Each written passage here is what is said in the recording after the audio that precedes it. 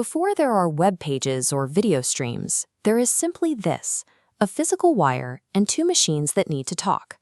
The raw electricity arriving at a physical port is just chaotic noise, a continuous stream of ones and zeros with no beginning, no end, and no context.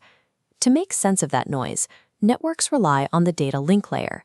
Its job is to take raw binary and package it into structured, reliable vehicles called frames.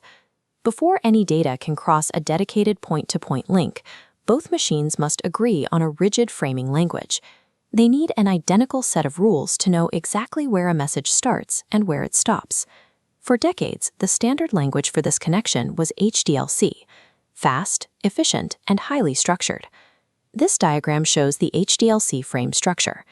Every piece of data is contained between two identical boundaries.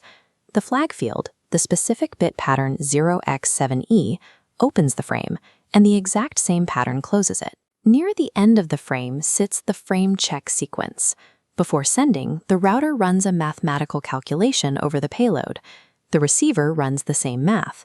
If the numbers match, the data arrived intact. But standard HDLC had a serious limitation. It had no way to identify which network protocol was inside the payload. Cisco addressed this by altering the standard. They spliced a proprietary type field into the frame to identify the contents. That modification solved the protocol problem, but it created vendor lock-in. When a Cisco router sends this modified frame to a router made by Juniper or Nokia, the receiver cannot read the proprietary formatting. The frame bounces back. The connection fails.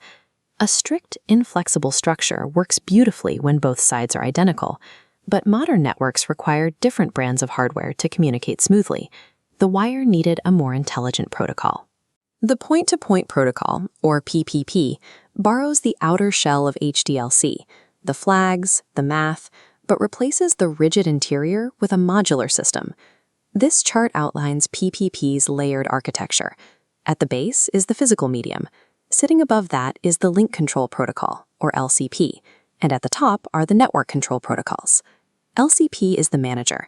Before a single byte of user data is allowed to cross the wire, LCP has to negotiate the specific parameters of the connection. It does this through a structured conversation. One router sends a configure request with its preferred settings. The other router replies with a NAC to suggest alternatives, a reject to refuse an option entirely, or an ACK to accept. They talk until they agree. During this conversation, LCP generates a random magic number. If a router sends a test pulse and receives its exact own magic number back, it knows the cable is plugged into itself. It detects the loop and refuses to bring the link up. LCP takes a blind copper wire and turns it into a managed, self-testing, and dynamically configured connection. Once the rules are established, the link enters the authenticate phase. A connection is only useful if you can verify the identity of the machine on the other end. The Password Authentication Protocol, or PAP, handles this by transmitting a username and password across the link in clear text. The credentials are fully visible to anyone monitoring the physical wire. To eliminate this vulnerability, engineers developed the Challenge Handshake Authentication Protocol, or CHAP. This diagram illustrates the CHAP handshake. Instead of asking for a password, the authenticating router generates a random challenge value and sends it across the link. The receiving router takes that random value and combines it with its hidden password. Those combined values are run through an MD5 algorithm, producing a fixed-length hash. Only this scrambled mathematical result is sent back across the wire. The authenticating router runs the exact same calculation on its end. If the hashes match, the identity is verified. The actual password never leaves the router. CHAP secures the link by proving knowledge of a secret without ever exposing the secret itself to interception. With identity verified, the link moves to the network phase. Here, specific network control protocols configure the link for different types of data. For IPv4 traffic, it uses IPCP. A client router requests an address of 0.0.0.0. The provider returns a valid IP address to instantly configure it.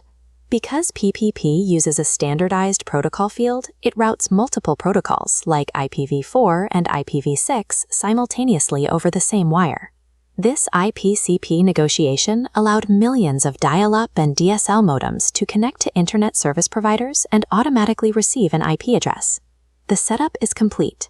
The link enters the open phase, and the data frame finally makes its crossing. It arrives at the destination port. The receiving router checks the math, strips away the PPP encapsulation, and pushes the payload up the stack to its destination. For high-capacity links, multi-link PPP can take a large data block, fragment it, and send it simultaneously across multiple physical wires, effectively combining their bandwidth into a single logical pipe. PPP can also negotiate compression algorithms across the connection, stripping away overhead to maximize efficiency on slower connections. HDLC provided the mathematical boundaries required to move bits from one point to another, but PPP provided the negotiation, the built-in security, and the open architecture required to unify a complex multi-vendor internet.